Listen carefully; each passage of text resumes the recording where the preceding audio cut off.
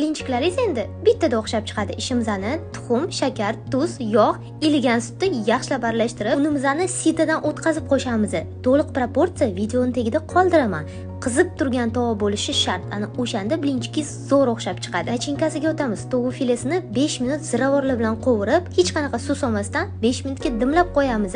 Sir, pomidor hammasini yaxshilab aralashtiramiz. Bahadir sir bilan bo'lsa, yana ham mazaliroq bo'lsa, yaxshilab ahamiyat bering. Bitta blinchikimizni shunda o'rtasidan bo'lamiz. Bir osh qoshiq nachinka solib, uchburchak shaklda tugib olamiz. Bu usulni tugishdan maqsad shunda yeyishinglardan oldin mikrovolnovkaga qo'yib yuborsanglar, sirlari cho'ziluvchan bo'lib chiqadi.